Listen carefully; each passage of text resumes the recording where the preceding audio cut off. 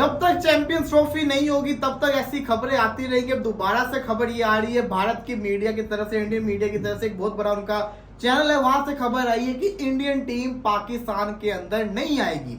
वजह आपको पता है क्यों नहीं आएगी, आपको उनको पता है। वो ये भी कह रहे, क्लेम कर रहे हैं कि न्यूट्रल वेन्यू के अंदर इंडिया के मैचेस होंगे, पाकिस्तान भी न्यूट्रल वेन्यू के अंदर आके भारत के साथ खेलेगा। साथ साथ ये भी कहा गया उनकी तरफ से कि जो इस महीने मीटिंग होनी है आईसीसी की, उसके अंदर पाकिस्तान ये करेगा, इशू रेस करेगा, अपील करेगा कि आईसीसी इवेंट है, क्या वजह। लेकिन वो कहते हैं कि हाईली, जिससे कहते हैं ना, लाइकली ऐसा है कि भारत जो है वो विजिट नहीं करेगा पाकिस्तान को, न्यूट्रल वेन्यू पे खेलेगा। लेकिन कंफर्म नहीं है, लाइकली है, कंफर्म नहीं है, हाईली लाइकली है लेकिन कंफर्म नहीं है। लेकिन पाकिस्तानी मीडिया ये क्लेम करता है कि भारत पाकिस्तान के अंदर आएगी। अब सच क्या है इसके ऊपर डिबेट करेंगे थोड़ी देर बाद, लेकिन सबसे पहले बात करते हैं मिस्टर जय शाह ने उमर आज कंफर्म कर दिया कि रोहित शर्मा ही चैंपियंस ट्रॉफी के कैप्टन होंगे और रोहित शर्मा ही वर्ल्ड टेस्ट चैंपियनशिप के अंदर इंडिया की कैप्टनसी करेंगे। कैसा लग रहा है आपको? बिल्कुल यार, उनके पास तो वनडे और टेस्ट चैंपियनशिप की कोई रिप्लेसमेंट नजर ही नहीं आ रही इस टाइम पे। वो भी वर्ल्ड कप में भी इसलिए उसने रिटायरमेंट ले लिया, ले तो लेनी थी वैसे भी, लेकिन अब हाई नोट पे इसलिए रिटायरमेंट लिया क्योंकि वर्ल्ड कप भी वो जीत गए हैं बड़ा।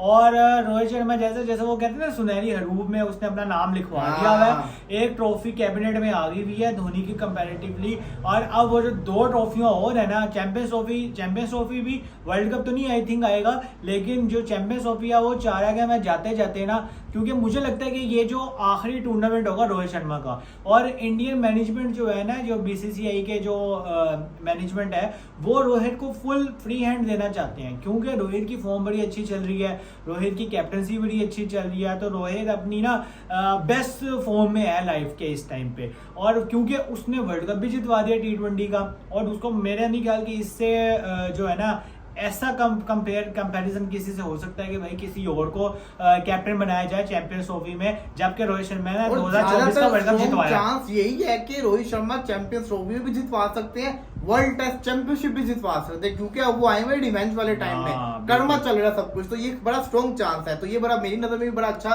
जिसे कहते हैं ना, अपॉर्चुनिटी। मैं तो सोचा भी नहीं था कि रोहित को नहीं रखेंगे, मेरे तो पूरे माइंड में था कि रोहित ही होगा। बिल्कुल अच्छा फैसला है जय शाह के, रोहित ही रहेंगे वर्ल्ड टेस्ट चैंपियनशिप और वर्ल्ड जो कहते हैं चैंपियंस। आप मुझे बताएं कि कोई और आपको दिख रहा है? मुझे कैप्टनसी बहुत बड़ा ब्लंडर, मैं तो कह रहा हूँ कि जब ये रोहित चला जाएगा, कोहली दोनों फॉर्मेट से चले भी जाएंगे, तब इंडिया को लगेगा पता, क्योंकि ये बहुत बड़ा कप्तान बन चुका हुआ है। आज तक T20 का फाइनल ना हारा हो, चलो ओडीआई के अंदर जो हुआ उसका हिसाब पूरा करना है। वर्ल्ड टेस्ट चैंपियनशिप के अंदर 2 दफा जो फाइनल हारे उसका भी उसने हिसाब पूरा करना है।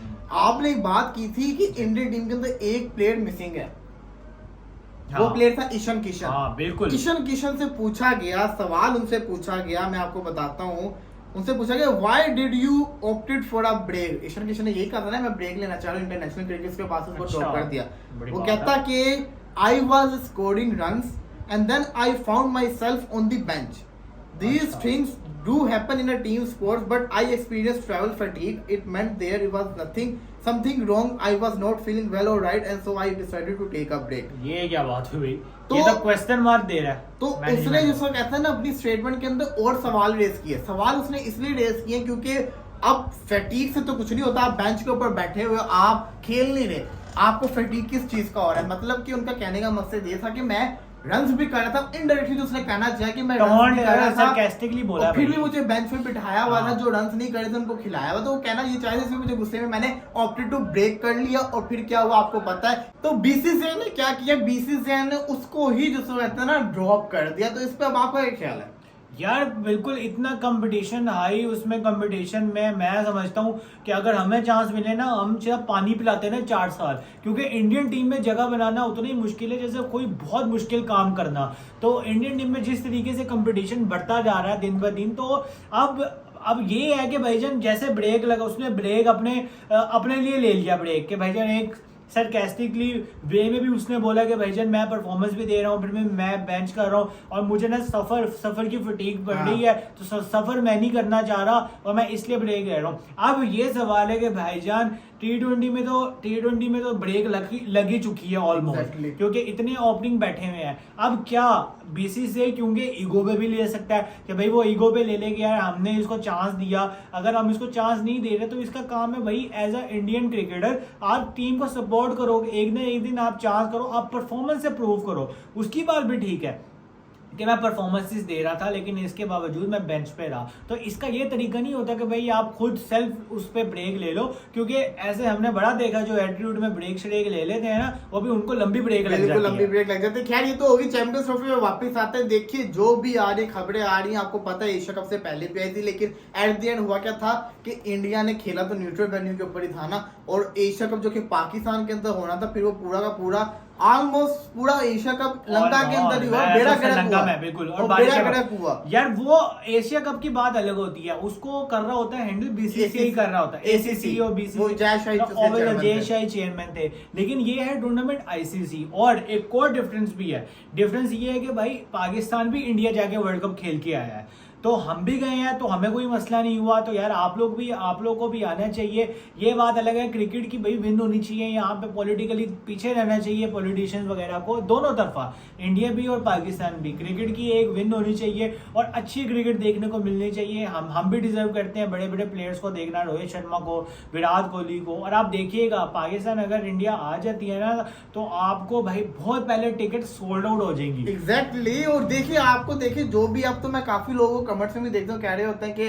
हम आए अगर पाकिस्तान तो आप हमें जिससे कहते हैं मिलेंगे, ये करेंगे, काफी लोगों का माइंड बन रहा है। तो प्लीज अभी सारा का सारा डिसीजन है इंडियन गवर्नमेंट का। मैं आपको बता रहा हूँ चैंपियंस ट्रॉफी से 1 महीने पहले तक इसका डिसीजन नहीं होना।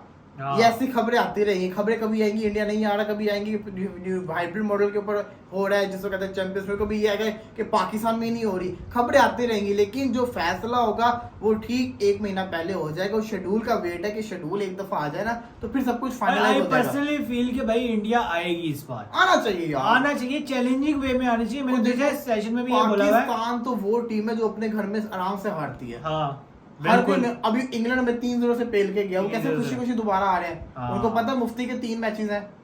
वही ना, आपने यंग लड़के भेजे, न्यूजीलैंड की सी टीम हमें लेवल करके चली गई।